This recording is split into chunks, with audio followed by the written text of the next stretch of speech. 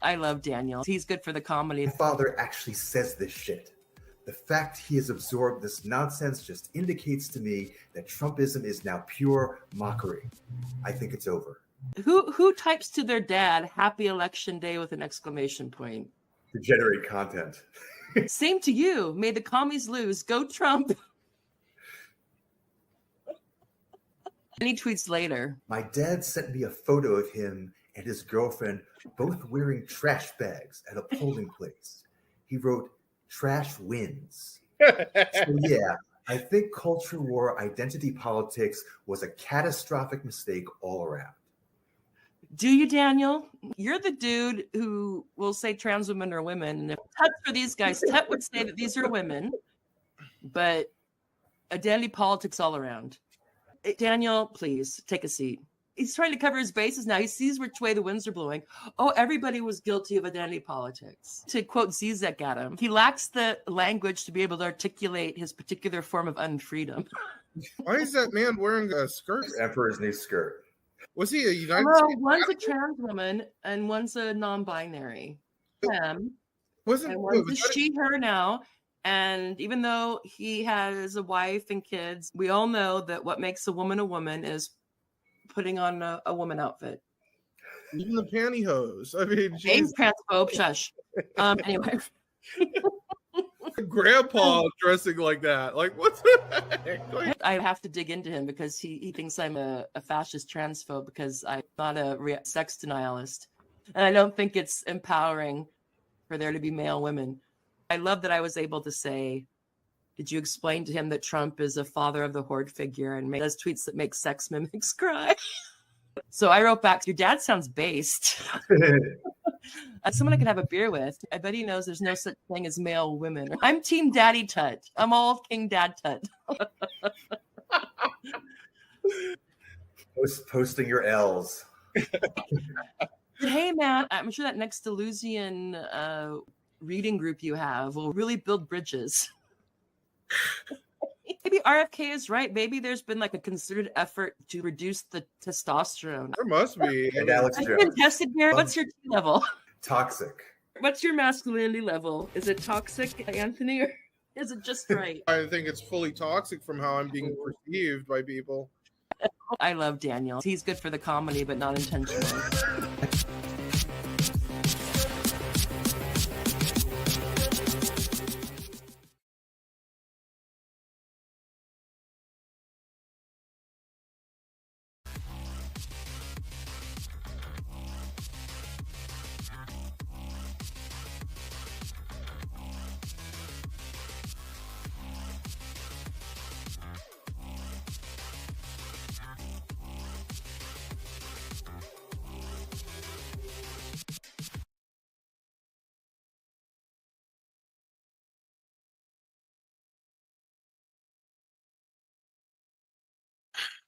First of all, Ramadan Mubarak, if you are observing the holy month.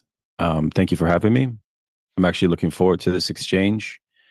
I think it's important that I give a sense of an explanation as to why I'm here, given that there's been several people on the left that have called for me to be canceled because I'm here. They find your movement to be fascist and to be red-brownist. For them, they have an issue of not platforming reactionaries. And based on my study of your movement, on your work, people have been sharing a lot of information with me about you and infrared. What I noticed is that everything you do seems to be out in the open, unlike, for example, the conservative but quasi-socialist magazine Compact. Infrared seems to be an evolving platform with new ideas and strategies constantly being adopted. So, after researching all of that and consulting with comrades and people I trust, I've decided to engage you because I think you are communists, and I am doing so on the basis that we do have serious theoretical disagreements. Now, I will admit that I think a lot of what you propose is problematic in terms of your theoretical understanding of Marxist politics. Specifically, I'm concerned with a combination of Dugin's right-wing, sort of mystical Heideggerian nationalism with Marxism. This is not convincing to me, and I find it to be dangerous. But I also find that Heidegger's thought more generally is problematic for Marx.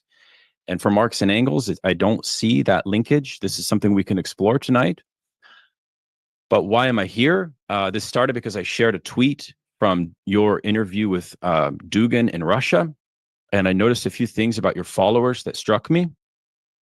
You have become a sort of what we might call in psychoanalytic theory a father of the horde to a bunch of disaffected young people. And of course, I think, Haz, you bring this upon yourself by calling yourself a warlord. And this is interesting to me, I think, because based on my research, you probably were inspired by French theory and Deleuze and Guattari's notion of the war machine. But perhaps we can talk about that. But what really worried me in my interaction with the mega communists online was that many of them showed signs of some pretty regressive behavior. Okay, many of them peddled in some very retrograde culture war nonsense, and this involved even inciting violence to LGBTQ people. So I'm here because I think our differences are real and noticeable. We are both Marxists.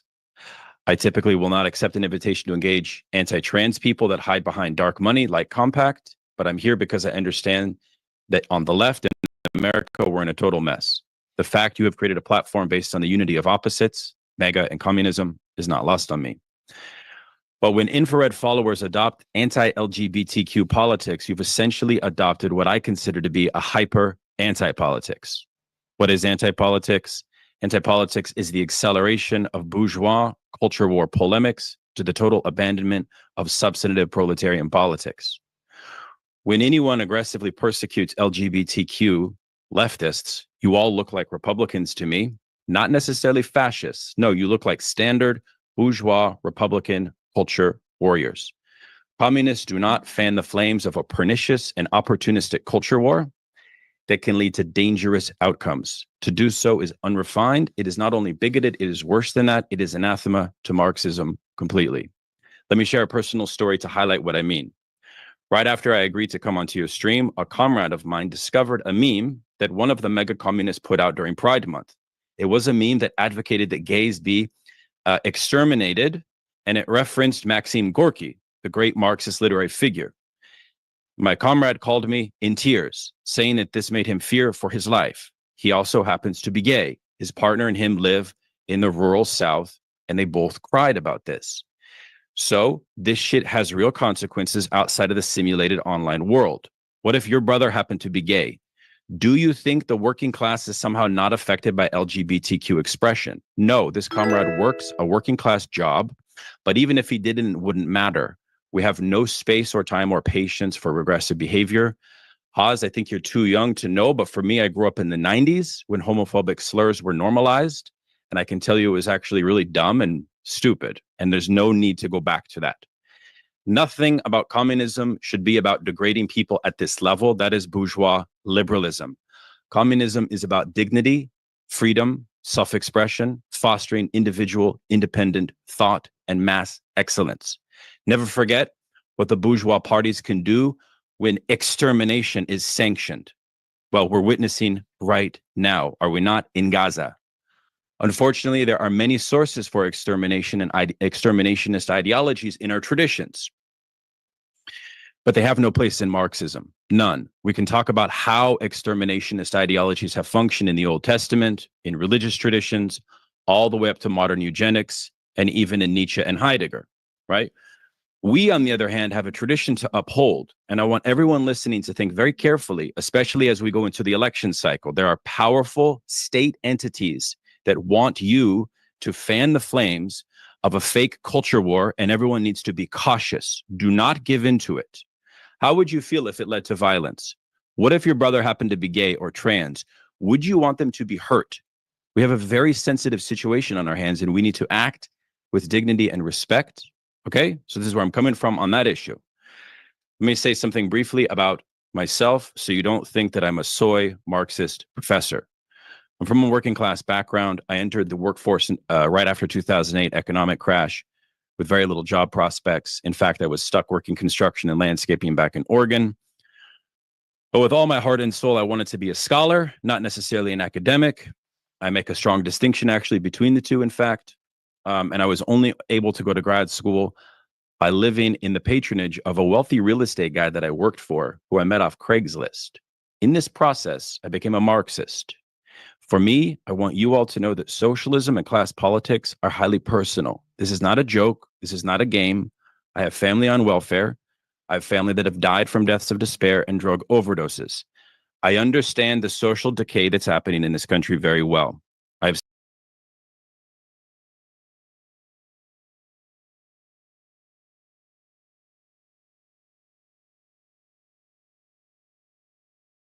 So it's his opening statement is deceptive, it is slippery, and it is cowardly because he's not prepared to go on there and go full trans rights now because he knows he'll lose. So he's trying now to say, I, as the great academic, I am policing what is the boundary of acceptable Marxism here. And you, Mr. Has, and your evil meme sharing Twitter followers who are reducing people to tears in the Deep South.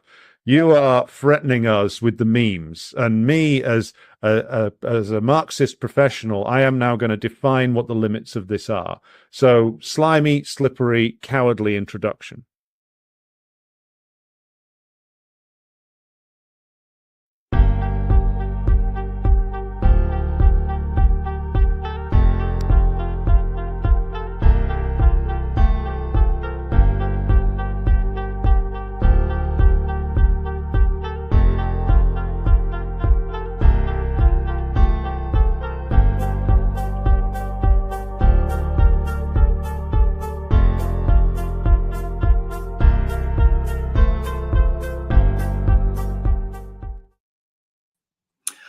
All right. Welcome, everyone, to another Morbid Symptoms podcast.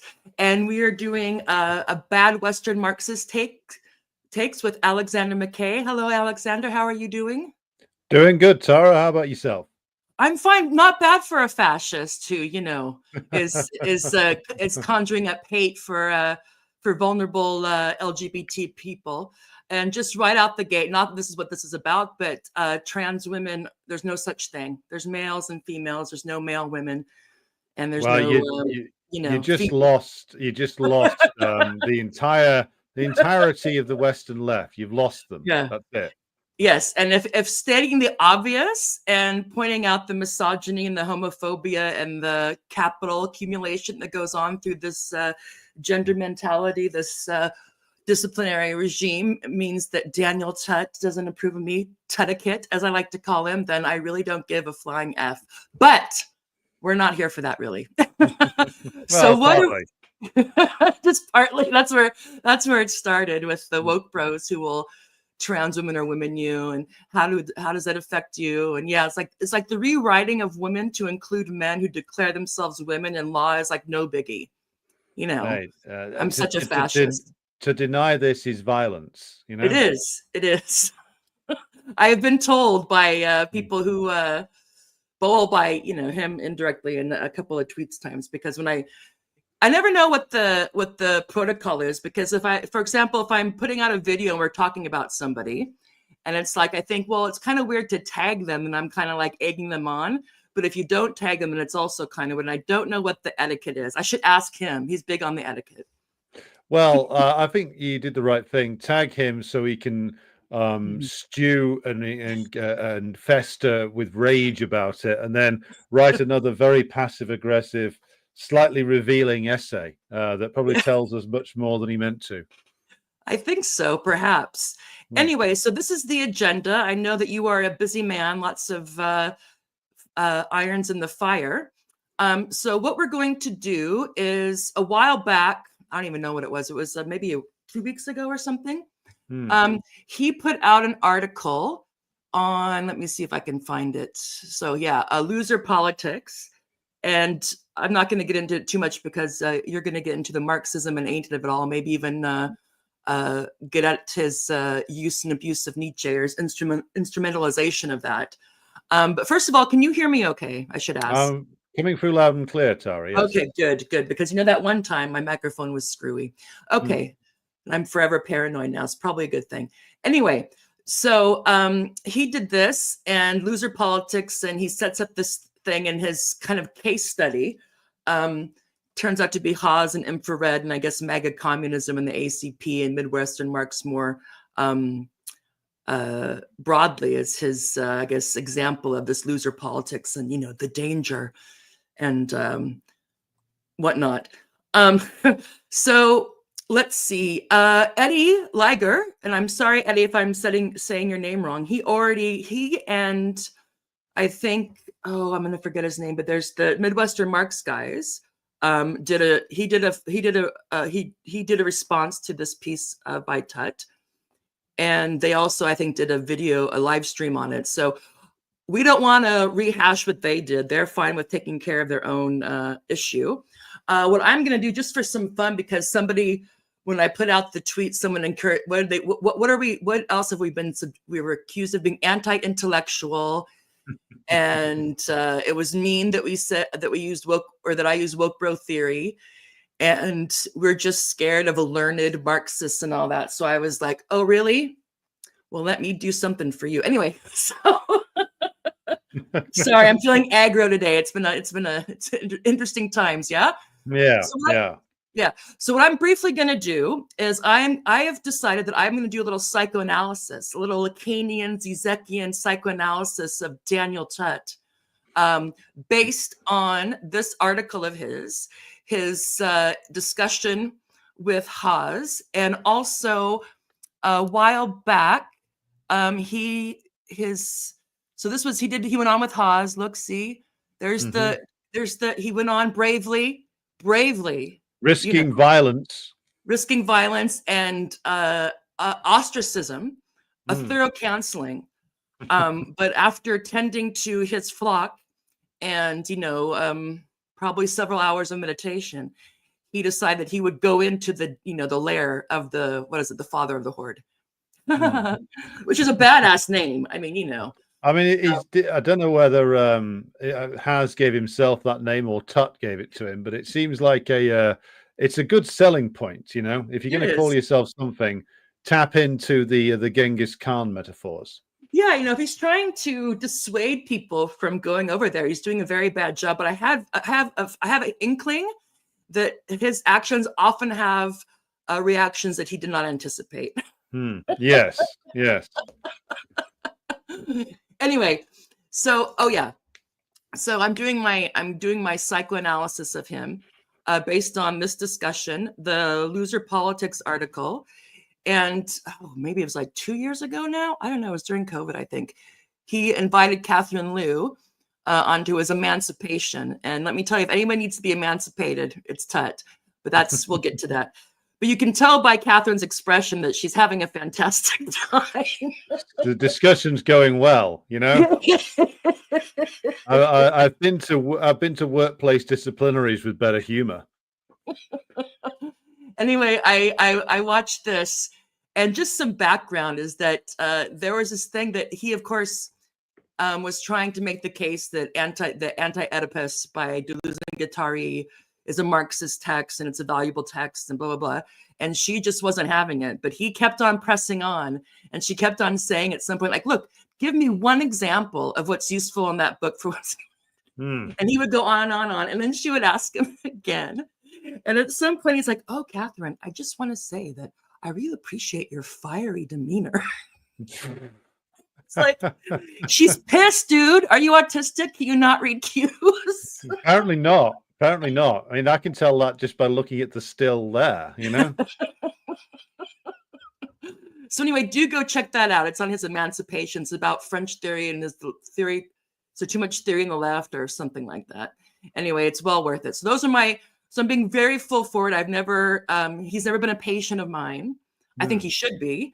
I'm not a licensed clinical psychoanalyst, but take this for what you do. So I'm going to do this quickly, because I wanted to give you as much time as possible to go over the Marxism and Marx ain't of it all, because he definitely wants to put himself up as a kind of a gatekeeper of what is and isn't legitimate Marxism, especially politics, is my guess. So with no further ado, Daniel Tutt trained in philosophy and psychoanalytic practice. He focuses his research and writing on psychoanalysis and politics and Marxist thought, social reproduction debates, and the legacy, unsurprisingly, of anti-Oedipal politics, whatever that is. I'm guessing it comes from Deleuze and Guattari. Contemporary and historical liberalism, Nietzsche and Nietzscheanism. I guess it's a too simple thing. Well, I guess those other different things. And the social power of the intellectual. Maybe that's why he was cued in on Hawes. Like a moth to a flame, baby. Yes. Oh, let's have fun, Alexander, shall we? Okay. And why not? Yes, you know, us fascists, us was it red brown, Red brown, horseshoe theory confirmed, etc. You know. Okay. I did listen to Dugan once, so maybe that in itself is a. I've read the fourth political theory. That's enough. You know. Oh Jesus. Okay, well, I gotta go. Yeah, that's it. Cancel. Connection. Yeah. Okay, sorry. So the interactions between Tutt and what I've come to call the Tutters. That's my name for his following. Unlike Hawes and the gorillas. Again, would you want to be a Tutt or a gorilla, boys? Anyway, side note. Yeah.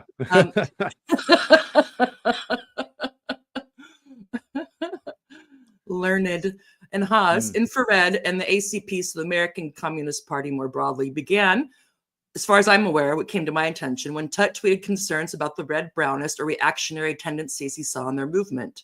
To his credit, however, which he will tell you about at length, he accepted Hawes' invitation to appear on the stream to discuss Marxism and psychoanalysis.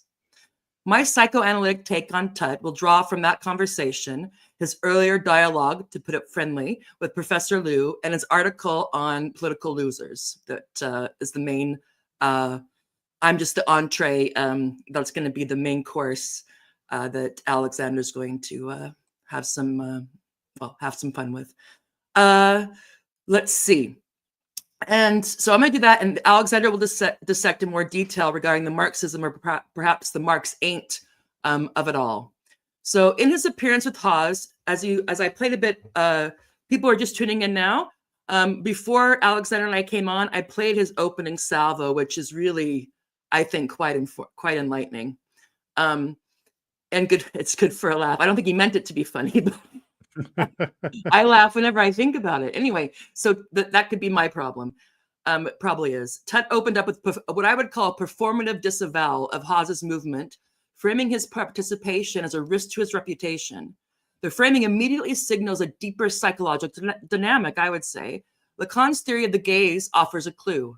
So Tutt imagines himself as being watched and judged by the big other. This way, the left that he was worried about being canceled by, the comrades that he consulted, his gay friends in the South who were brought to tears by a tweet.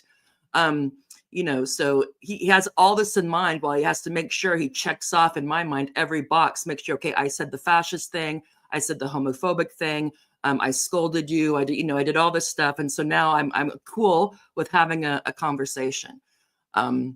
So this kind of performative self-consciousness, I argue, is central to understanding his intellectual posture and his discomfort when engaging with more populist, dangerous, enjoying, maybe more alive, vivacious political movements.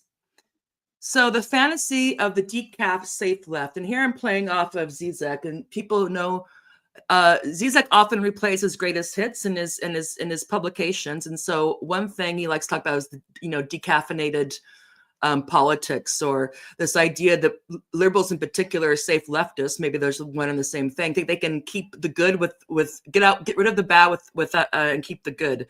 So maybe a revolution without revolution, politics without actual politics, capitalism without the inequality, etc. So I presume that there's a working here that Daniel may not be aware of, that he really desires or wants the safety of a kind of decaf safe left.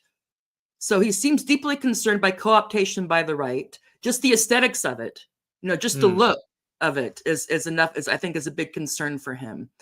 So he's concerned about that, particularly populist movements like MAGA and MAGA communism. This aligns with Zizek's concept of decaf ideology, politics without the kick, leftism stripped of its libidinal charge.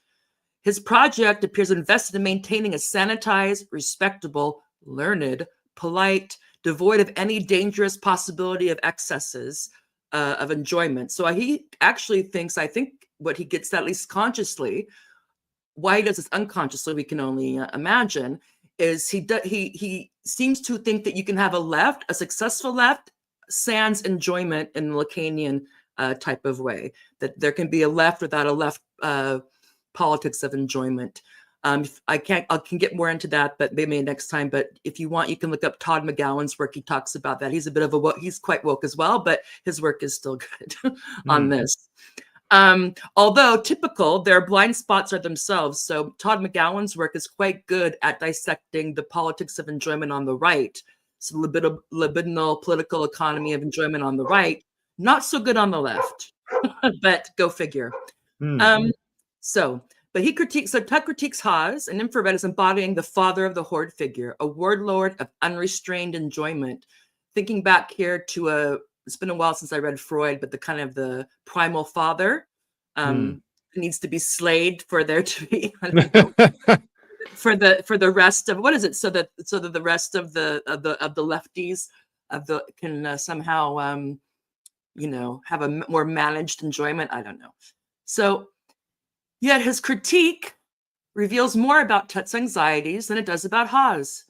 His sanitized Marxism represses political enjoyment while Haas embraces it, I would say, comparatively. This dynamic underscores Tutt's fear of losing control, a fear mirrored in his broader project of decaffeinated leftism, safe, acceptable, suitable for work, that doesn't offend anybody, that gets every pronoun right, has every flag that you should have, etc. and etc. So the role of ressentiment. In Tutt's article on political losers, he leans in heavily on Nietzsche's concept of ressentiment to critique contemporary U.S. politics. Ressentiment is rooted in envy and bitterness, a psychological reaction to powerlessness. But this critique, I wonder for Daniel, if it's functioning as a defense mechanism for his own. At some level, he must know how politically powerful and impotent, how far removed from the father of the horde figure, alpha figure, he is, at least in his professional life. I can't speak to any other aspect. I think Lacan would argue that ressentiment often masks disavowed enjoyment. Could Tutt's fixation on loser politics be a way of distancing himself from his own relationship to political defeat? Haas and Infrared, with their brash enjoyment, combative style, confront Tutt precisely with what his politics lacks. Again, just I'm armchairing here. Yeah. Well, it lacks an awful lot. I mean, there is a transparent envy going on there when you look at like the way that this article is written. It's like Daniel seems to be a little bit obsessed with the father of the horde. Professional envy, long suppressed desire, perhaps, or the fact that he seems to be having such a fucking miserable time purveying this sort of Diet Coke decaffeinated pseudo Marxism that he's trying to sell. I mean, the thing I wanted to just start off with though is I think that I think you said it in a message back to me when we were talking beforehand. Like, he's obviously reached the conclusion he wants to make is that the horde, so to speak, are the toxic males who are endangering Daniel's beloved leftism. And we should come back to what that is later on, because that's interesting. But the usage of Nietzsche here, I think, is quite interesting, because he claims to draw from Georg Lukács, Daniel does. But I wonder if he's read what is Lukács's finest work, which is, of course, The Destruction of Reason, where there's a really fascinating discussion in there on an analysis of Nietzsche and Nietzsche's role as a philosopher for the imperialist period, a reactionary force in the imperialist period.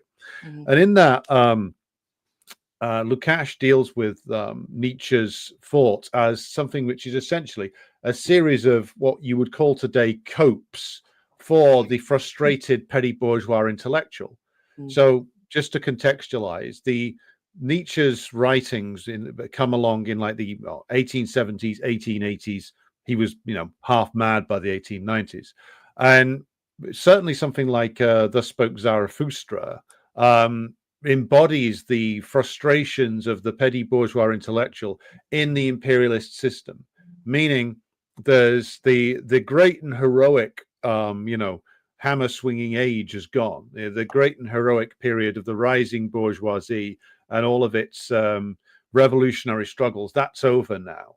What's set in is routine, the routine life of developed capitalism in Central Europe for Nietzsche, or the other developed industrialized powers at the time becoming the imperialist powers.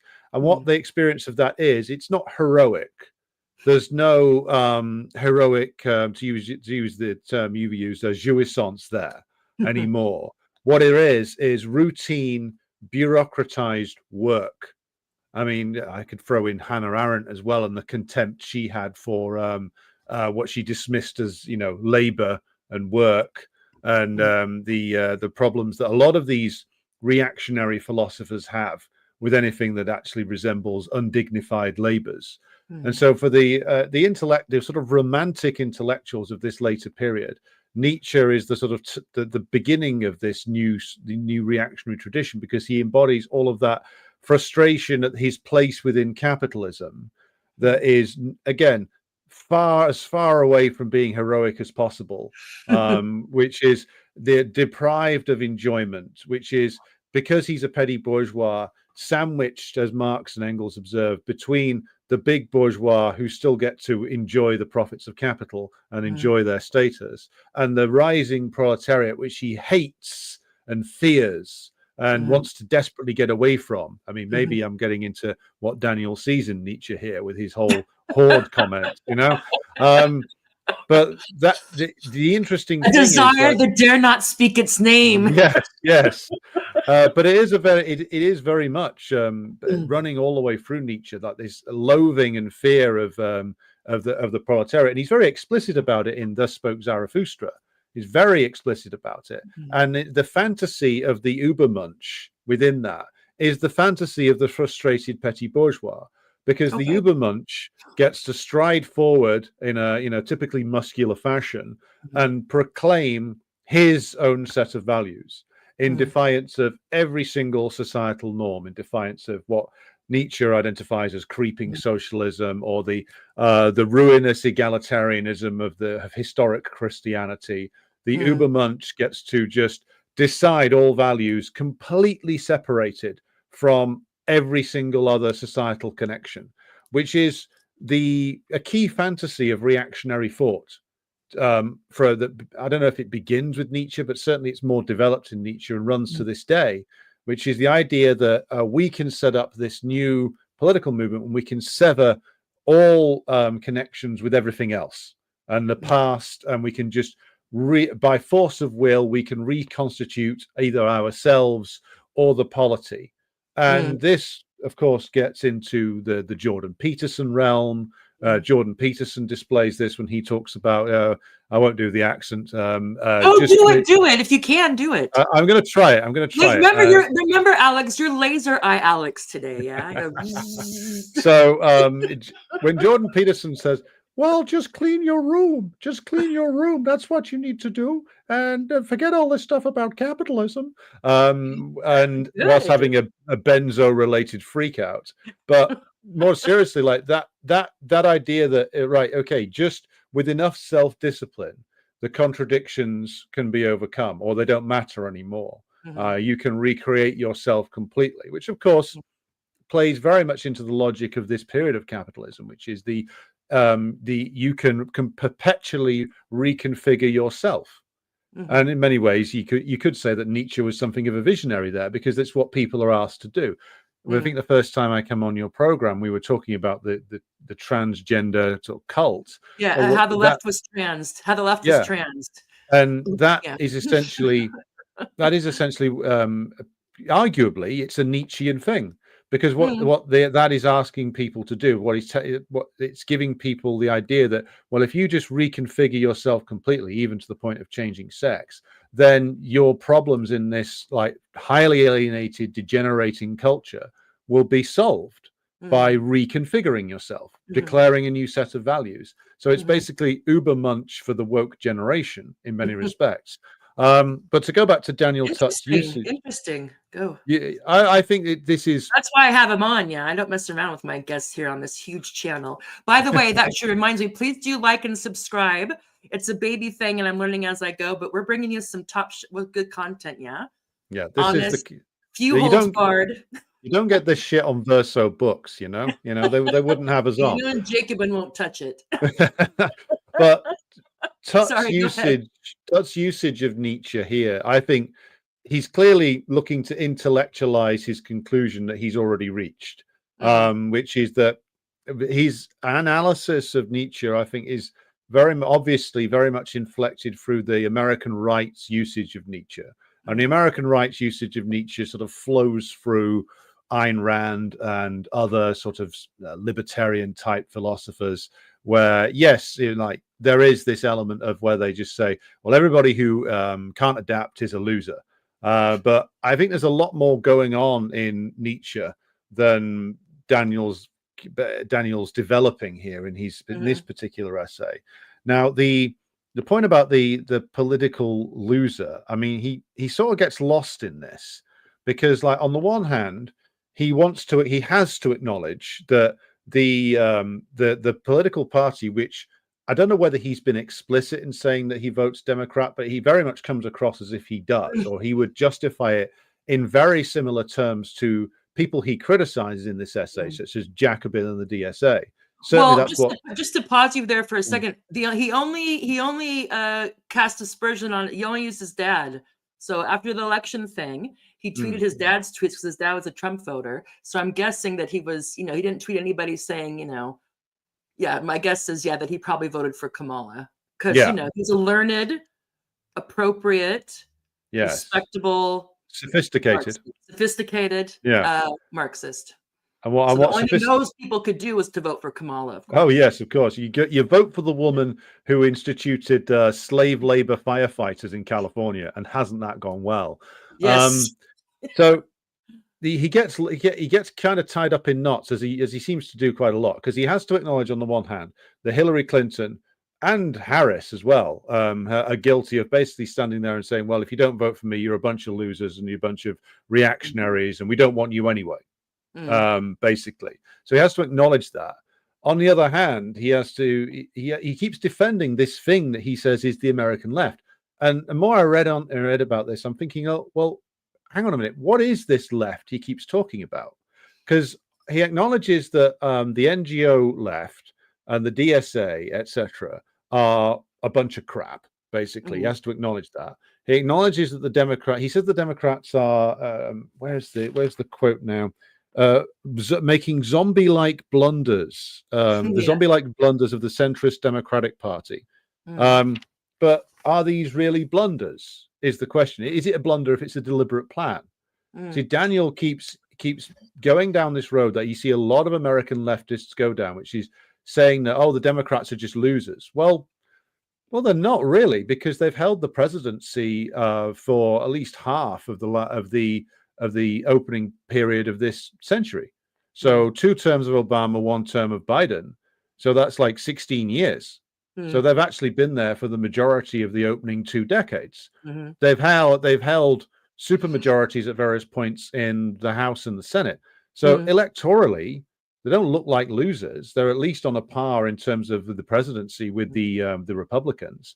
So it's not a mistake. Yeah, Daniel thinks, and he's not alone in this. This is the entire content of Jacobin. Oh, if only Biden would have listened to me, Daniel, the great Marxist, and brought me in, he could have been in the White House with David Pachman getting a medal. If only they'd listened to us. And this is the same, by the way. This is the same stuff that Sam Cedar does, that Kyle Kulinski does, that all these sort of squishy leftists do, which is, why don't the Democrats listen to us? Then we'd win people away from Trump. But they're still like, if they see, they're still bringing up the Bernie thing too. Like Bernie, but Bernie would have won. Yeah. Well, but he didn't, because he bent the knee, like, anyway, sorry. Twice. Yeah, so they're living in that. They're like those Civil War reenactment. Bernie reenactors. They all meet Yeah. up and to have a Yeah. craft ale on a Sunday. And over here over here it's the Corbyn thing. Like, if only God, sorry. they're But anyway. still out there. The Corbyn people Yeah. are still out there, waiting for the return of the prophet from the desert. But what he seems to want to do is to defend this concept of the American left, which I think is a big problem for him, because what he's trying to defend really basically is a left which is tied to the Democratic Party. And when he uses language like blunders and stuff like that, the Democratic Party is blundering by not listening to me and the leftists. What he's giving away is the fact that what he wants is for the left to basically be the think tank for the Democratic Party. That's what he wants. And he wants to be Mr. Big Serious Intellectual who gets to sit down and tell those senators what's what, and what's lacking in this article, for all the fact that he keeps going on about the left this, the left that, the left the other, he doesn't seem to understand that the reason why the Democratic Party has no interest in listening to him or the DSA or anybody, however kind they may be. Yeah, however holistic they may be in their pronouns, they don't need to listen to the left, because the left is something that the Democratic Party owns almost completely and has done. Well, how far do you want to go back? I mean, my argument would be they've probably owned it completely since at least the 60s, since the subordination of the old CPUSA due to state repression in the 50s. Pretty much the CPUSA after that slowly got absorbed by the Democratic Party, and the other institutions and movements that existed outside of it got crushed by the state, Black Panthers and others in the 60s, etc. So what's left by the 80s and the 90s is a left which is literally tied to nothing, the left wing of the bourgeoisie. I mean, Marx makes this comment with regard to the working class politics in the French Empire of Louis Napoleon after 1848, which is that the coming to power of Louis Bonaparte, he's described in Marx's 18th Brumaire, is such a disaster for the working class that essentially working class politics gets eliminated for a generation and gets subordinated under the left wing of the bourgeoisie. And that's what's happened in the United States. Like the defeats of the Communist Party and then the defeat of the wider working class has made it so that there is no independent working class politics in the United States. There's various different labor struggles, that's true, but in terms of a political entity, the working class has been subsumed under the left wing of the bourgeoisie, or that's what it is being told its role is by the leaders of the CIO, by the various different NGO leftists, by Daniel Tutt. It's basically to support the Democrats and shut up. And then they get very angry when bits of the working class, by no means all of it, I mean, the biggest chunk of working class votes went to no candidate in the last election. But a certain section of them go off and vote for Trump, and then Daniel explodes in rage and frustration, and he keeps wanting to defend this thing called the American left. But any objective assessment of the American left will find that it's just the left of the Democrats. It's just the left of the bourgeoisie. Because what does it stand for? What does Daniel spend his time defending? First of all, Daniel's an anti-communist. He makes that clear in the essay. He attacks. He criticizes Haas for, he says, worshipping Stalin. I would say he probably accused me of the same thing, but I'd say we're not following a religion here. We don't worship Stalin. We study Stalin and the Stalin period in a serious fashion. Daniel should as well. He shouldn't, if he's serious about his trade, what he should do is actually study this and interrogate the writings of Stalin and the Stalin period. He might even learn something from it. He might even learn something about working class politics. If it's true, but you have to know that I'm sure where he is that's not suitable for work. So that would cause problems with the comrades and everybody else. The faculty at the faculty wine and cheese event, that would probably get you very ostracized. But he criticizes Haas and Infrared and Midwestern Marx and the ACP for, he says, worshipping Stalin, for defending the DPRK, for supporting the Russian special military operation. He makes the claim, Tutt does at one point, that Has and the others claim that Putin is on a path towards socialism. Now, I will confess, I haven't watched all of Haz's content, so I don't know if he's made that claim. I can only speak for myself, though, which is that if you analyze the situation in Ukraine, one has to come to the conclusion that it is the US imperialists who have been the aggressor force, behaving in the most cynical and cowardly fashion possible, which they always do. And but again, like, Daniel's just doing his job of like reinforcing the left wing of the bourgeoisie's talking points when it comes to that. So to come back to the point where I started here, which is that what is this thing called the American left that Daniel's so keen on defending? It's just the left of the bourgeois. That's all it is. There's no working class content to that politics whatsoever. He speaks about, in the essay, the need to address the problems that have made a section of the working class vote for Trump. But he doesn't seem to have a clear understanding of, like, well, why is it that a section of the working class would vote for Trump in the first place? Why is it that they loathe the Democratic Party? Why does an even bigger section not want to vote for either party? So he doesn't seem to understand any of those problems, what the historic defeats of the 60s, 70s, and 80s led to, and like why or how it needs to be addressed, or the need to actually, and he keeps going on and on about how Haz is attacking the left, you're attacking the left, and that, but that's exactly what you need to do at this stage. Like, clarificatory lines do need to be drawn, whether we are in Britain or in the United States, which is, okay, well, this thing called the left, this hasn't worked.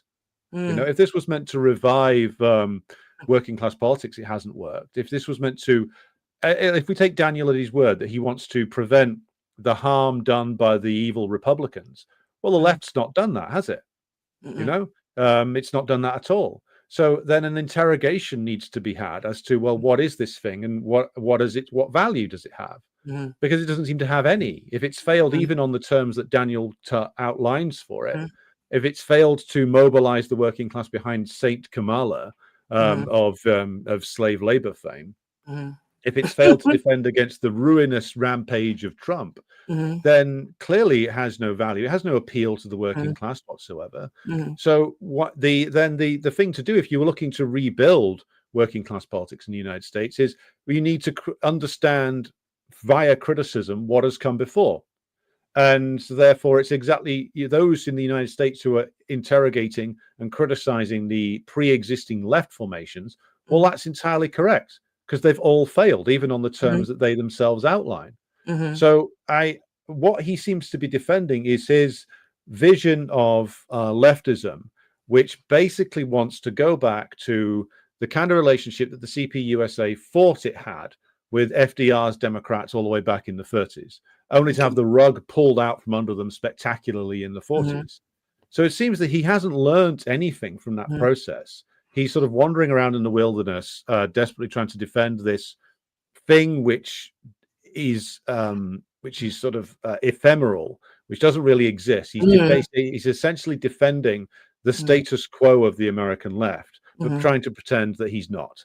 Yeah, and I don't want to get too far afield, but just again, because he brings up, you know, all the people that he name drops when he's talking to somebody, and it's like you could say to him, like, this left you talk about doesn't exist. Your desire for it exists, and you spend all your time dealing with what they would call, you know, the obstacle. So either somebody that's preventing it, or somebody that, you know, like Haz or whatever it is, and so that is what gets him going.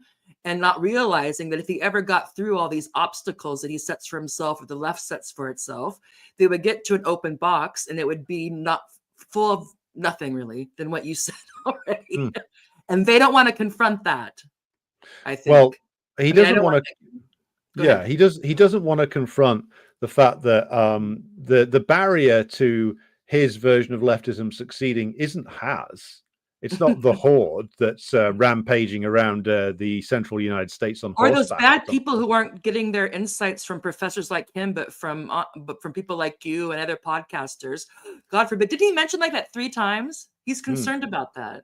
Yeah, well, of course he is, because he's a fully licensed Marxist by the state of Wisconsin, or wherever it is that he's from.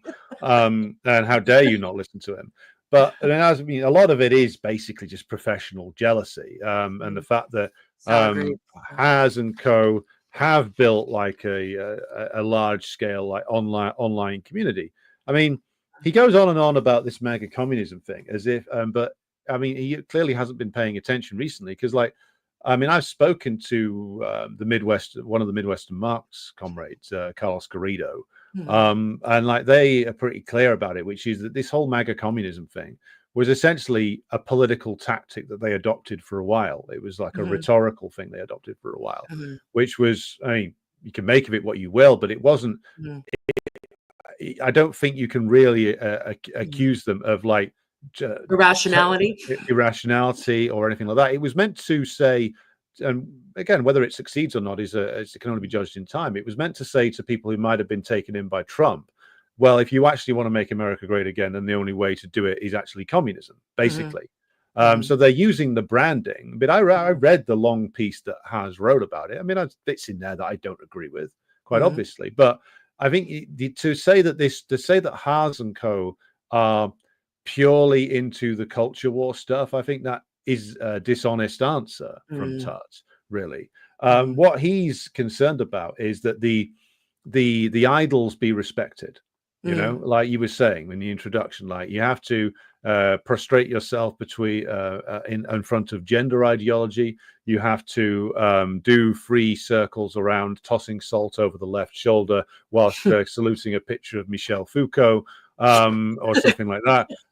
Before you anti-Oedipus. You have to tell yourself over and over again that anti-Oedipus is a Marxist text. Oh, believe me, it's not. I mean, I suffered that. You know, I suffered Daniel, this thing. Here's another thing, just because I'm the psychoanalytical hat. You're the Marxist hat today.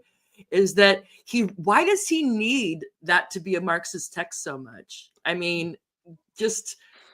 Sorry, because I'm just thinking about that thing with Professor Liu. It's like he really wanted her to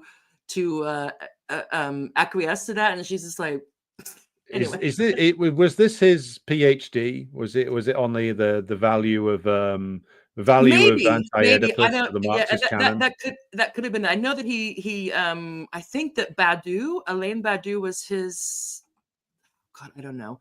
Elaine, but it might have been his thesis supervisor, but it's also Raquel. But he was over in France, I believe. I see. The European Graduate School. And so, there was, and also he would show up whenever Zizek whistled until Zizek started making problematic comments about the Ukraine war. And now he also has to be very careful for how he has to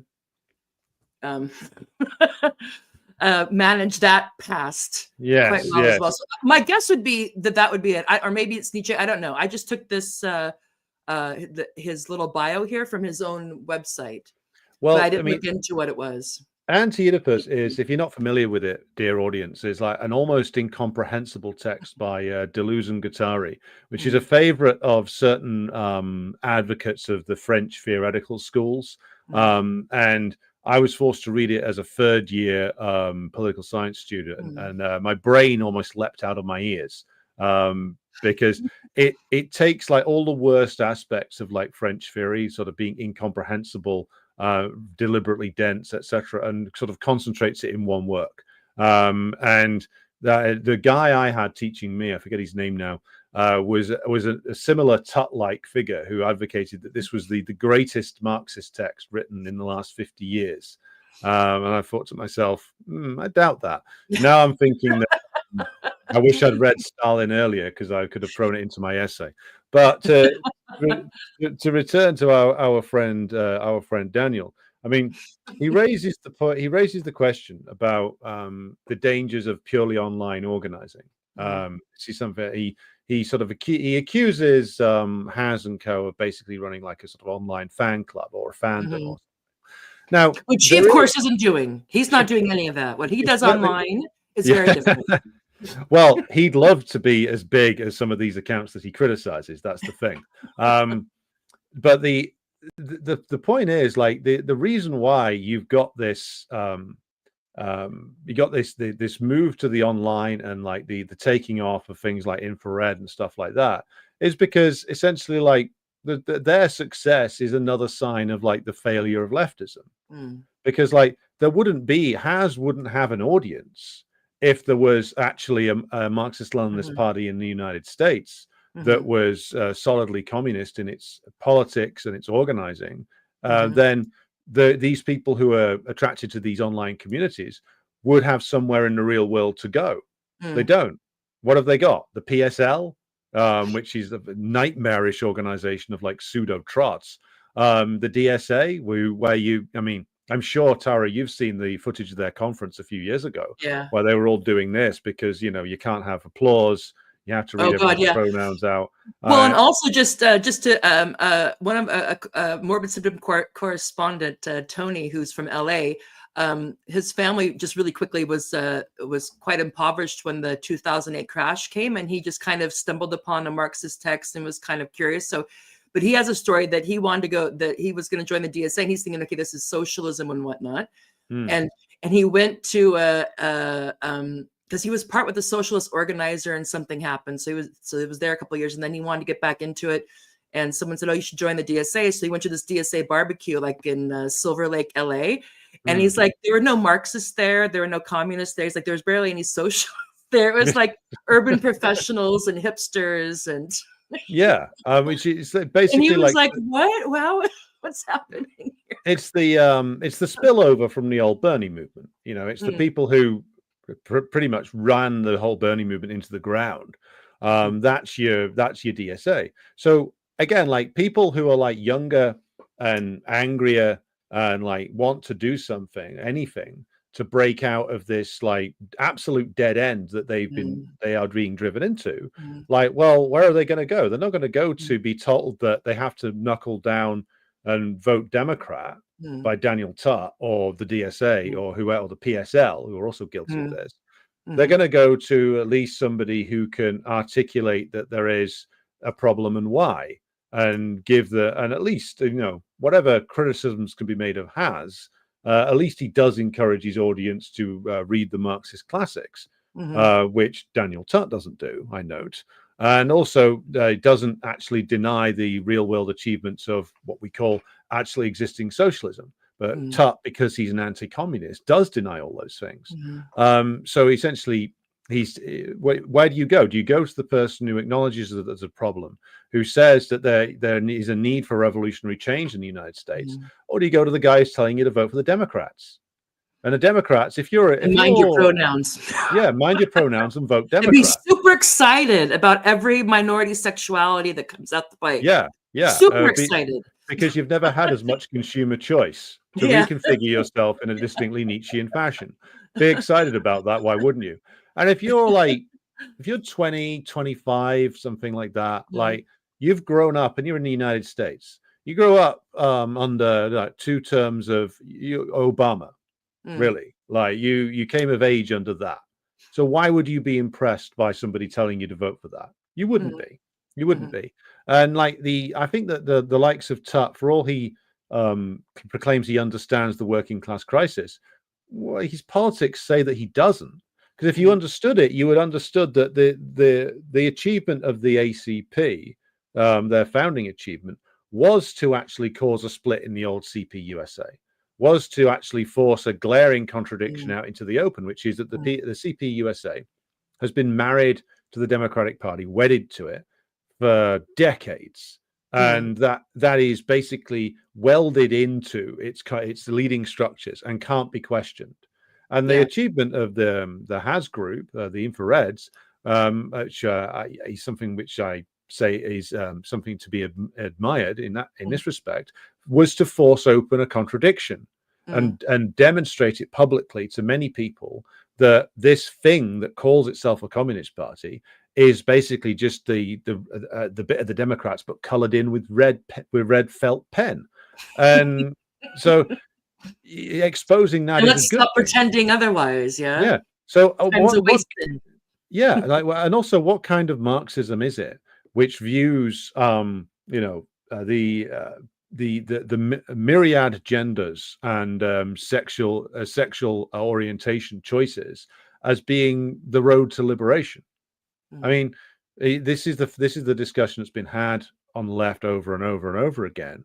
But the simple point is that without class power, without the working class being able to exercise its power, doesn't matter how many sexual choices you've got. If you're broke, if you're subject permanently to the dictatorship of capital, if you have no real meaningful control over your life whatsoever, the sexual choice aspect there, that's the thing that capitalism is prepared to throw you. Why? It doesn't cost them anything. Not really, not truly, which is why the left end of the bourgeoisie lent so heavily into the should we say sexual revolution, partially because it's a good profit center. You can make a lot of money doing that. It's good for the advertisers. They can make a lot of money doing that. And then it's good for the therapy industry, because once you've you've legalized pornography basically, and you've pushed everybody towards like nihilistic sexual pursuits, as we discussed last time with the Lily Phillips affair, then you're going to lead a lot of people in therapy and a lot of people on antidepressants afterwards, because that's the end result of like pushing nihilistic hedonism, pushing the values of the left end of the bourgeoisie. So we come back to the question again, like Tutt criticizes Has for like leading like an online cult, but Tutt himself defends an online cult. He defends the extremely online cult of gender ideology, and to criticize it is violence. So really, this is a matter heresy. of It's heresy. Heresy. This is a matter of pick your online cult basically, and mine's better than yours because I've paid respect to more relevant nostrums. Irrelevant to the actual reality of the American working class right now, utterly irrelevant, and will remain irrelevant. So and I just want to say that if I even at my age now, but which I won't reveal, people who are interested will just have to guess. But anyway, I'm not revealing mine either. Yeah, it's a secret. Although I can do my roots. But however, if I'm just thinking like that opening salvo that I played before we came on, and I was to watch that, and I was to watch something of Haz's, and I was to watch something of yours, I can tell you who I would not be turning up to a second time. I mean, if people like Lindsay and those guys really want to sour people on socialism, they should play people that Tutt video. That first 4 minutes. It'd be like, whoa. I mean, some people would like it, but most people would be like, yeah, no. I'm not. If that's what this is, then hard pass. Thanks. Yeah. But he doesn't realize it. It totally does not. I mean, doesn't sink in. Well, anyway. I mean, to go back to the point that we were developing about the online world and the real world, which I think is important to emphasize. Like, and as we were saying just then, like it's a matter of choose your online cult. Mine's better than yours. But the point is that like there is a critique to be had there of like purely online organizing, because a lot of the Bernie stuff in the US and the Corbyn stuff here did go down that route, which is into a cul-de-sac of essentially permanently online echo chambers. So there is a criticism to be had there, which is that if you're just running around, or not running around, if you're sitting online, mentally running around with just a load of co-thinkers, and you're in basically a curated online space where the actual reality of the really existing working class doesn't intrude, though then yes, you are in basically a closed off, hermetically sealed bubble, and that's no good if you're actually a Marxist, because as Lenin, Stalin, Mao, all the people that Daniel doesn't like would say, then, and Had did say at great length, then unless you as a communist are in touch with the working class, you know where the masses are and know how to adapt communist politics to actually reach them, then you're not doing the job.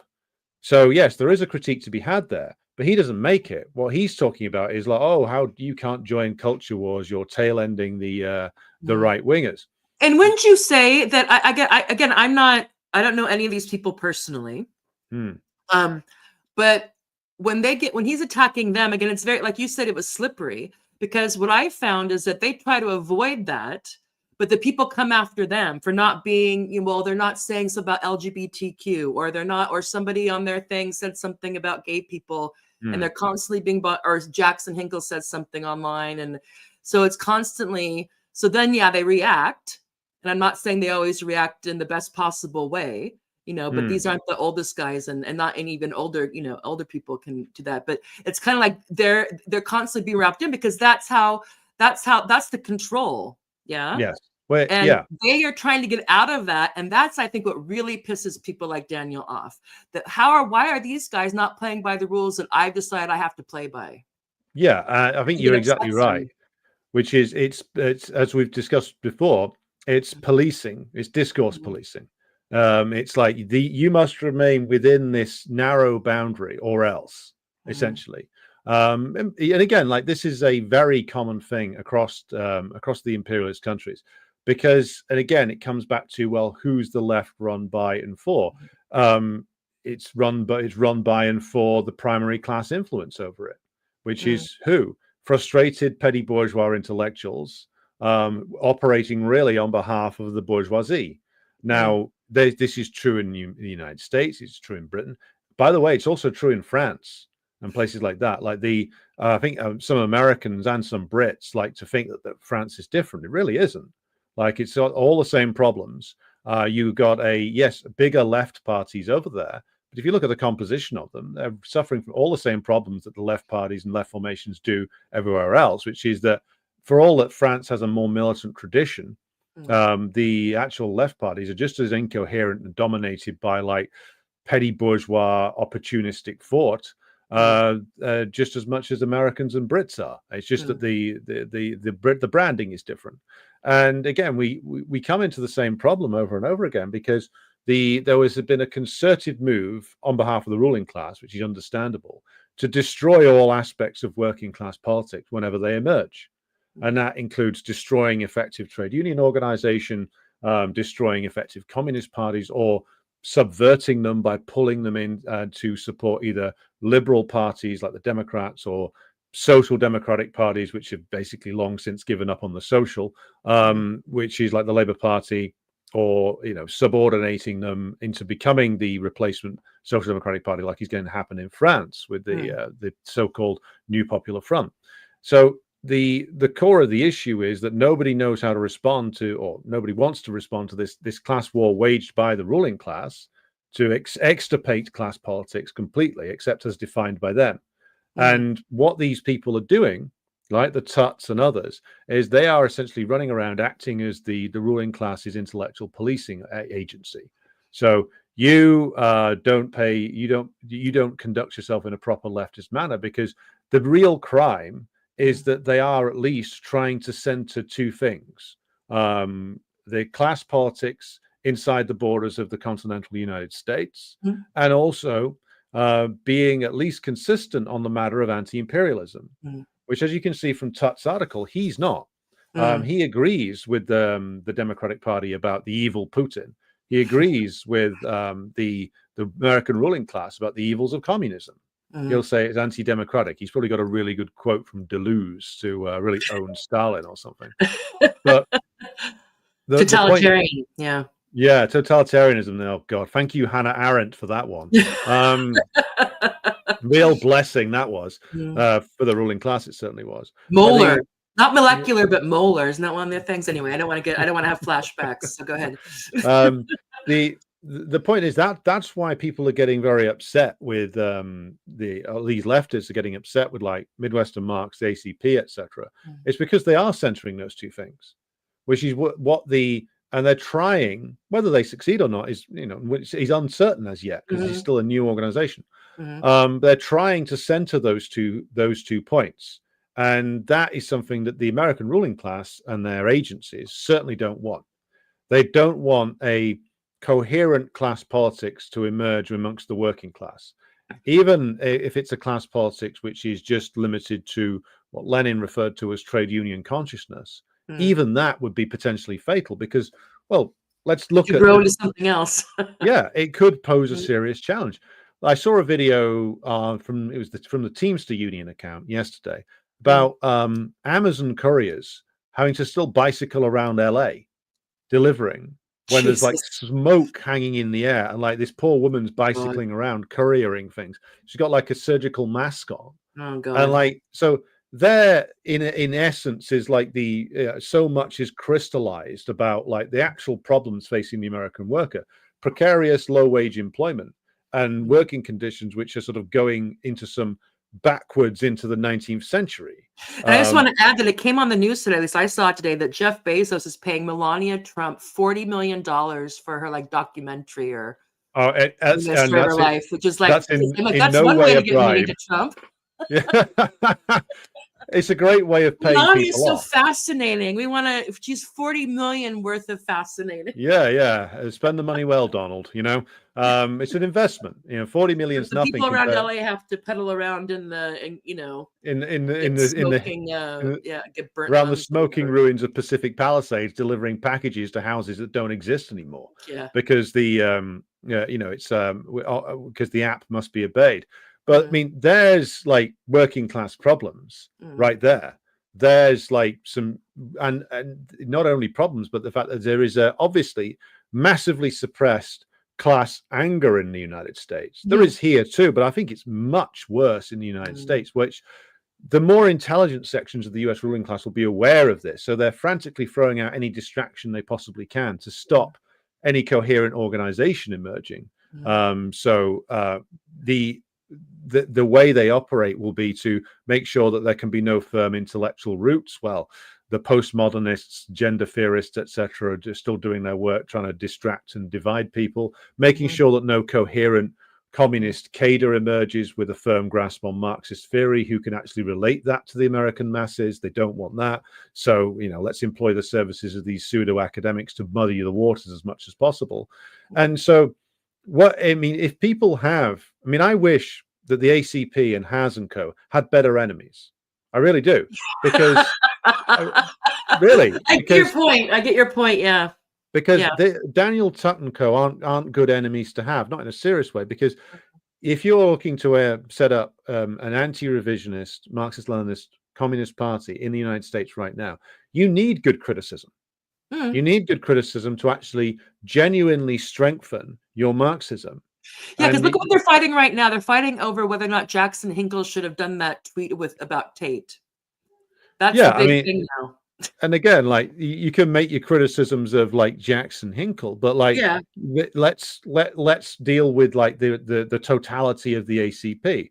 Let's criticize. If you want to criticize that in a serious way. And that'd be helpful. I see what you're saying. Yeah, that would actually be helpful. Down in the weeds. And like how to relate like communism to the American worker right now. How do you overcome the legacies of generation after generation of anti-communism? Like those kind of things, which some of the ACP comrades are trying to deal with. Like talk about that.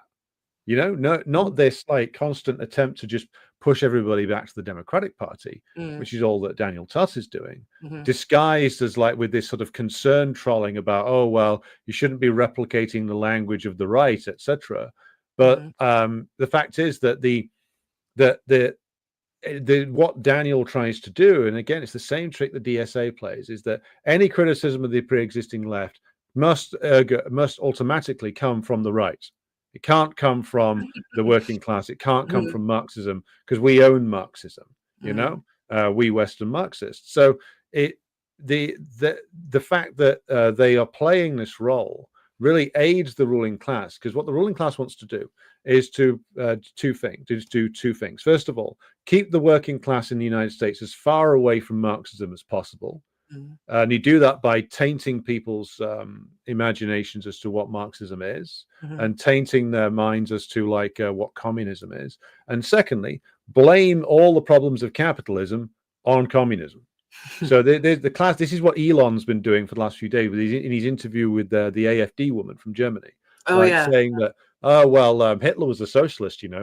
That's that thing is coming right there in the name.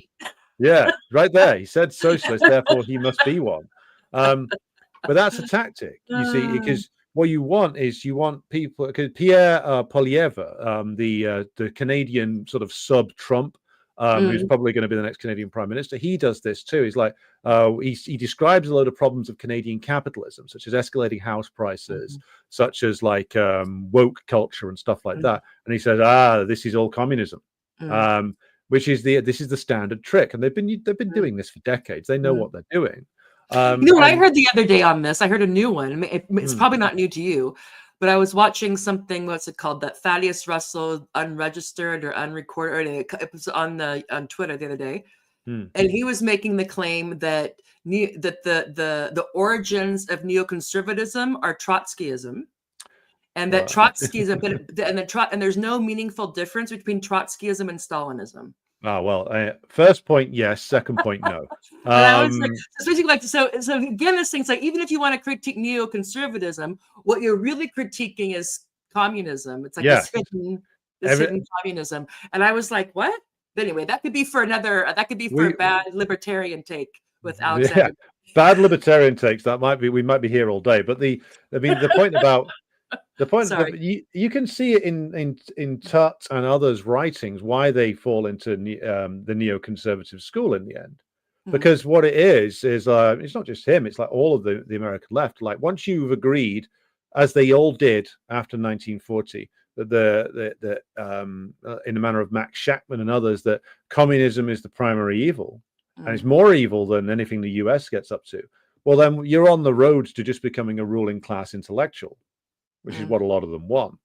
And once you've gone down that path of like rabid anti-communism, then you are always going to end up serving the ruling class, no matter what your intention might have been. It's like all of the Trotskyites in the early 90s, when the Soviet Union collapsed, were like, finally, we can fight for real socialism in the West. Finally, we're not tainted by the evils of Stalin anymore. The moment has come, brothers. 30 years on, how are we doing? You know? How are we doing? Didn't go very well, did it? Because, as you were saying earlier, we finally removed the barrier, and it turns out that the barrier was the thing that was actually supporting us in the first place. And that without that being there, without the Soviet Union being there, for all of its problems in the later years, like Western socialism just went and fell apart. The supports for it all just disappeared, and it took the Trotskyite groups down with it. And it took the likes of Daniel Tutt and his sophisticated Deleuzian socialism has no purchase either, because like the center of world revolution disappeared, and therefore all the things that were built around it, even those that proclaimed their opposition to it, were dependent on it. And so you end up in a situation where the fight for real socialism, where it lasted about 5 seconds, and then the fight for real socialism becomes vote Democrat. Yeah, and then you get the neo-Marxist stuff about agonism with what's her name, Laclau and Moof and all that stuff, and this third way and all kinds of things. Yeah.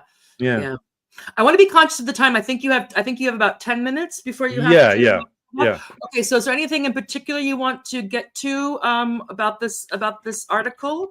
Well, we haven't yet. Do you want to get back to Go ahead. Just to go back to the point about his critique of like the Has and Co. as like online provocateurs, etc. So like, but he also says it's irrationality. He's very concerned about the irrationality of this field of. From a man who defends gender ideology. It was confused, so they're confused and they're irrational. Yeah, well, this man defends gender ideology. So, like, what are you going to do? He wants to talk about irrationality, but there's a point to be explored there, which is interesting, but he doesn't explore it. Which is that in this space that exists in the online world right now of like multipolar theorists. There's a lot of them around, all kinds of people doing this sort of multipolar take economy now. There is within that a lot of like appeal to irrational philosophies. So Dugin is one example. An irrational. He's getting more and more kind of. Well, I had to stop following him on Telegram because it's just like absolute crackers stuff. Like, apocalyptic end of the world visions from a guy sitting behind a desk at a Moscow university. But so there is like philosophical irrationalism, anti-modernism, like even like fascist philosophers like Julius Evola and various other sort of influences from back in the 20s and 30s. Like all of that, is present in various multipolar spaces. So that's an interesting thing to explore. Why is it that people have been drawn to those critiques, those anti-modernist, irrational critiques? That why is it that people are getting invested in those? And if you look at like the way that these have been, I think partially it's promotion. I think there is, the algorithm does push them far more than it does the likes of you and me. So because ultimately these are for all of their loud denunciations, like Nietzsche himself, for all the melodrama of Nietzsche, for all of the searing language and stuff like that, what do you come back to? Basically, come back to capitalism again. You come back to class society again. You come back to the to serving the bourgeois again, for all the resentment that Nietzsche has as an as a representative of a petty bourgeois intellectual. He comes back to serving the bourgeoisie again. So there is an interesting critique to be had here. There's an interesting discussion about, like, well, why is it that irrationalism has reappeared and is appealing? And the answer is, of course, total collapse of Marxism in the West many years ago. Whole 2 generations now raised in an atmosphere where they are told repeatedly that by many sources that the left has been in power and that the left is actually defining all of the things they hate, just like we've just been discussing. And then therefore, well, if you think that Tony Blair or Barack Obama or Joe Biden is socialism, I mean, Kyle Kalinske told me it was, then and you're Crystal's pool boy, sorry. and you're looking at it, and you as particularly those who are younger think that, well, if this is socialism, well, fuck this, then I'm going to investigate, all kinds of like reactionary stuff. And then you fall into like reactionary critiques that are supposed to be critiques of capitalism, but in the end only end up reinforcing hierarchy, private ownership of the means of production, etc. And so this is a big part of the reason why these have become popular in multipolar circles, because you examine some of these and it's like, oh, the problem with the West is it's just too gay. Or it's like the reason why women have too much power. those gays have ruined the West. The famously non-gay civilizations like the Greeks and the Romans, of course.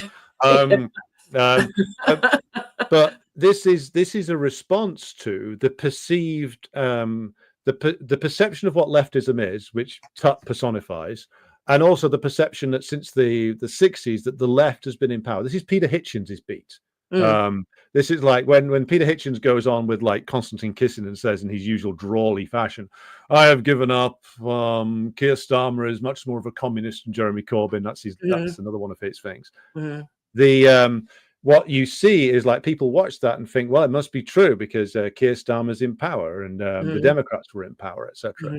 What this is designed to do is to obfuscate and mystify actual class relations and to take the Labour Party and the Democrats at their word that this is the left. Whereas in reality, and of course the leftists are doing the same thing, saying, look, there's this rising tide of fascism purely personified in the right-wing parties. And again, like both of them are invested in keeping people on this treadmill, which is running perpetually towards something which you'll never reach.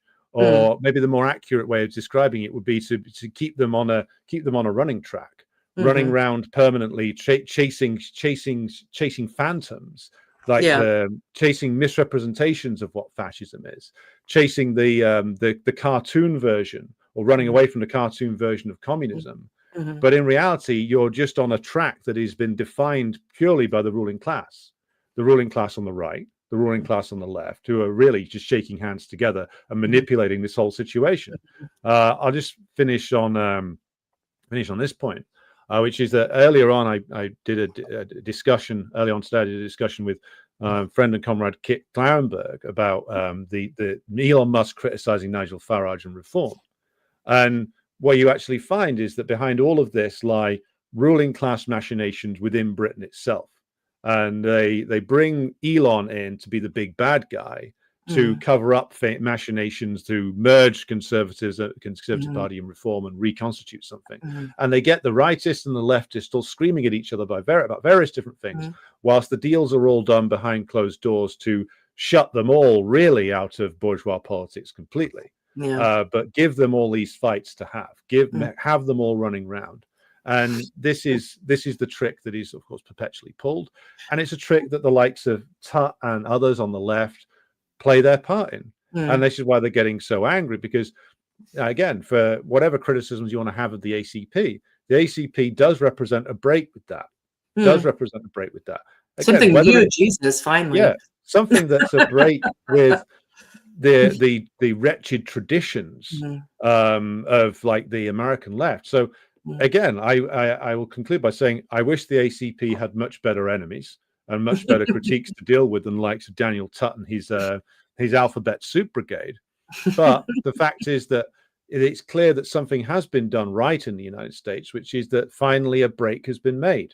Finally, a contradiction has been forced out into the open, and things are starting to slowly move. And as the class struggle intensifies, then that will, in a dialectical fashion, that will then interact with the ACP and others and bring that away from being purely something which started as an online movement into real world class struggle. And if that starts to happen, then you'll see the more serious arm of the American state move into action. They won't have to rely on their hired guns like Daniel anymore. They'll be bringing in the heavy mob of the FBI and the free letter agencies. But when that happens, that level of repression, which has been unleashed. CNN did something on them that was a hit job. Yeah.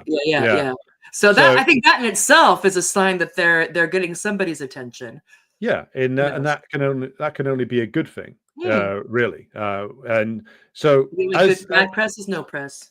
Yeah, exactly. And as I say, as the class struggle intensifies, organizations change and shift. We'll find out who's serious about actually doing work within the class struggle, and who wants to just sit online and spark controversies. And the organization of the ACP will change and shift over time. And that's why I see it as a positive thing that the break has been made. Yeah. Great. Thank you so much, Alexander. You lived up to the graphic. And I have to say, I was a bit, when I had this idea yesterday, and so I shared it with Alexander, and I thought, I don't think he's going to sign on to this. But you did, because you're badass, man. Well, I need to remodel the beard. I need to grow it a bit, and I need to get a haircut for that to work. Well, you know how AI is. It was like I'll share with you the other ones. I was like, it's kind of funny. They all made Daniel look too handsome and powerful. So I was like, I'm gonna have to use a fake. I'm gonna have to use a fake. Well, not. So I'm like, okay, I'm gonna have to use the real him, and then I'm gonna have to. And then and I thought, I should make. Anyway, so I enjoyed this, and my son was like, "What are you doing?" I'm like, "Whoa." He's like, "You're like 18." I go, "I know." Anyway. But I was in the spirit. Thank you so much, people. This on the screen here is I just have Alexander's X account, but if you go there, there's a link to the other stuff. You're doing live streams, but 3, 4, sometimes more times a week. Really good between 3 to 5 times a week at the moment. He brings a Marxist-Leninist, as you've seen here, no nonsense, honest, few holds barred type of take. I would suggest you look into that. And also on his website, which you can find through the X account, he has a lot of online videos and whatnot if you want to get into the classics. All right. Well, thanks, Tara. It's a pleasure. Thank you so much. This is fun. And we'll have to do another show where we go through the hate responses and how many people we made cry and all that. Let's read the hate mail. Yeah. Take care, comrades. See you next time. Thanks, comrade. See you later. Bye. All right. So that was fun. I see we have lots of comments, and I am sorry because he's gone and I'm on my own here, and I'm going to have about 10. I don't know if I'll be able to get to many comments, and I apologize that because I do like to go over the comments, but if I'm not able to do that because I still need to finish up with my psychoanalysis of Daniel Tutt. I have another page on that. You might, as a nice kind of bookend, since that's how we started. And those of you who may not have been familiar with him, will have a better understanding of at least our point of view. And you can check out the resources yourself and decide if we're being, a bit too biting or not enough. Anyway, if anybody does have a serious comment or, a comment they want to have addressed or a question, you can use my X address here or Alexander's, and we'll try to address it because I do care, but it's pressed for time here. So again, I'm going to finish up with my the rest of my psychoanalysis, my Lacanian, Zizekian psychoanalysis of Mr. Tutt. So I predict, or I think, that Haas may be acting as an object cause of desire in the libidinal economy or psychic economy of Mr. Tutt. So in his discourse, Haas functions as what Lacan would call a objet petit a, the object cause of desire. Haas embodies the jouissance Tutt's intersectional, castrated Marxism cannot enjoy. It's barred to him, or he bars himself from it. Tutt's engagement with Haas is marked by a tension between fascination and repulsion. He seeks to distance himself from Haas's more, what he would say is problematic populist aesthetics, but cannot resist engaging them, as we see, because this dynamic reveals the structural role, perhaps, that Haas plays in Tutt's libidinal economy. Haas confronts Tutt with the enjoyment that his own politics denies him, or his own big other denies him, as well, the lack there. So the fantasy of co-optation. Tutt seems to have a fear of co-optation is central to his project. He is haunted by the idea that the right could in any way appropriate leftist critiques of liberalism. But his fear suggests something deeper. Perhaps Tutt lacks the language to articulate his own particular form of unfreedom, denied jouissance, castrated Marxism, castrated leftism. Rather than confronting the contradictions of his own position, though, he projects these anxieties onto others. He perceives Haas's enjoyment as inherently right-wing, even though its content is quite different. Daniel Tutt's intellectual project highlights the contradictions of contemporary leftism more broadly. His decaf Marxism focus on ressentiment and libidinized engagement with Haas reveal an unconscious struggle, perhaps, to reconcile his theory, politics, and enjoyment. The left will continue to be politically ineffectual if it represses enjoyment. As Zizek reminds us, and I know he's a problematic political figure, but he's very much right on this, politics always has libidinal component. So the question is not whether to enjoy, but how. So that is the second part of my psychoanalysis of Mr. Tutt. And now, like I said before, I wish I could go over the comments, but I have to go tend to my children. And anyway, but if you have, if you do reach out to me in another way on X, or if you join was it on the Patreon? Or become a free subscriber to my Substack, that type of thing. If I see your question or comment, I will respond to it. Or if it's for Alexander, I will get it to him. And if we have enough of them, I'll have him come back on and we can discuss them together. So anyway, thank you very much for tuning in. This has been a fun one. I think I enjoyed it, and I'm glad that Alexander was fine with this graphic, because for some reason it's gave me some jouissance, let's just say. So please do like and subscribe. I'm on X. What am I on? Rumble, YouTube. I have a Substack that I need to start, that I have several 90% done papers I'm going to start putting on there. You can subscribe for free and you get all the content. But if you want to leave me a comment and have me respond, then you'll have to pony up, what is it, £5 or $5. But that's great. It's a new channel. Please support us. We do try to bring as much. We have one value, is to be honest and few holds barred. Doesn't mean we're always right, but we're not blowing smoke. So on that note, please do have a great weekend. I know that we're in this crazy world, but hope springs eternal. Organize, etc., etc. Keep hope alive, and I will see you next time. Bye, everyone.